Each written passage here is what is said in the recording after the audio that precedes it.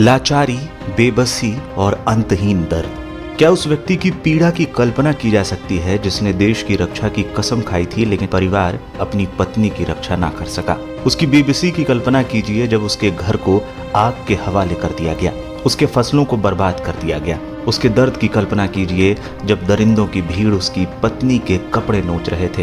पूरे बदन से एक एक धागा उतार देने के बाद भी मन नहीं भरा। सैकड़ों की भीड़ ने हैवानियत की हदें पार कर दी। फिर भीड़ के भेड़ियों ने उसकी पत्नी के साथ गैंगरेप किया। 4 मई को हुए इस दिल दहला देने वाले हादसे का वीडियो सामने आया तो सबकी रूह कांप गई। पीड़ित महिला के पति ने जब घटना की आप बीती सुनाई तो सुनने वालों को सहसा यकीन नहीं हो रहा था, क्या ऐसा हो सकता है। पीड़ित महिला का पति भारतीय सेना में सूबेदार पद से रिटायर है। असम रेजिमेंट के सूबेदार के रूप में भारतीय सेना की सेवा कर चुके रिटायर्ड जवान ने बरखा दत्त को दिए इंटरव्यू में उस भयावह दिन की पूरी कहानी सुनाई। इंटरव्यू की शुरुआत में वो अपने बारे में बताते हुए कहते हैं, मैंने फौज में 28 साल नौकरी की, कारगिल युद्ध में देश के लिए लड़ाई लड़ी है, भारतीय शांति सेना के रूप में श्रीलंका भी गया था। आगे बोलते हुए उन्होंने बताया कि मैं कांगपोकपी जिले का रहने वाला हूँ और उन 2 महिलाओं का जिनका रेप हुआ उनमें से एक मेरी पत्नी है और दूसरी मेरे गांव की ही एक लड़की है। 3 मई को चूराचांदपुर में एक रैली हुई थी। रैली खत्म होने के बाद 3-4 बजे से ही हिंसा शुरू हो गई थी। मेरे गांव में मैतेई और कुकी दोनों समुदाय रहते हैं। उसी रात को अचानक हम पर हमला हो गया और भीड़ ने घर जलाना शुरू कर दिया। 4 मई की सुबह गांव में एक बैठक हुई और फिर हमले शुरू हो गए। उन्होंने चर्च जलाना शुरू किया और फिर घर जलाने लगे। भीड़ के हमले से बचने के लिए रिटायर्ड जवान अपनी पत्नी और गांव के कुछ लोगों के साथ पहाड़ी की ओर भागे थे। उन्होंने बताया, गांव से जान बचाकर भागने के बाद हम लोग एक पहाड़ी में छुप गए थे, लेकिन भीड़ के कुछ लोगों ने हमें देख लिया और हमारा पीछा करते हुए आए और हमें पकड़ लिया। मुझे मेरी पत्नी से अलग कर दिया गया। हजारों की संख्या में लोगों ने हमें घेर रखा था। रिटायर्ड जवान ने इसके बाद भीड़ द्वारा एक हत्या करने का भी जिक्र किया। हमारे साथ एक परिवार था जो मेरा भाई लगता है, उसकी बेटी के साथ कुछ लोग रेप करने की कोशिश करने लगे। लड़की का छोटा भाई अपनी बहन को बचाने के लिए उन लोगों से लड़ पड़ा, लेकिन लोगों ने उसे पीट कर मार डाला। रिटायर्ड जवान ने आगे बताया कि कैसे भीड़ ने उनकी बीवी और एक लड़की के साथ हैवानियत की।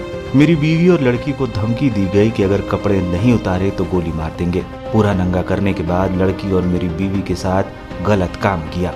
इसके बाद पीड़ित ने अपनी बेबसी के बारे में बताया, मैं सपने में भी नहीं सोच सकता था कि कभी कुछ ऐसा होगा। मैंने देश की रक्षा की, लेकिन आज निराश हूँ कि रिटायर्ड होने के बाद मैं अपने घर, अपनी पत्नी और साथी ग्रामीणों की रक्षा नहीं कर सका। मैं दुखी और हताश हूँ।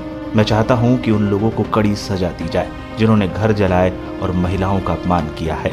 इतना कुछ हो जाने के बाद पुलिस के पास जाने में इतना समय क्यों लगा, इस सवाल का जवाब देते हुए उन्होंने बताया, पूरी संपत्ति लूट ली गई। मेरे घर को आग लगा दिया गया था। हमें धमकियां दी जा रही थी। हमारी हिम्मत ही नहीं हुई कि गांव के पास वाले पुलिस थाने में जाए। हम एक गांव से दूसरे गांव भागते रहे और गांव से काफी दूर जो पुलिस थाना है वहां जाकर FIR दर्ज कराई थी। जब ये पूरी घटना घट रही थी तब क्या वहां पुलिस थी और पुलिस ने क्या किया, इस पर बोलते उन्होंने बताया, जब भीड़ ये सब कर रही थी तब वहां पुलिस जीप थी। पुलिस की संख्या कम थी, लेकिन पुलिस ने हमें बचाने के लिए कुछ नहीं किया।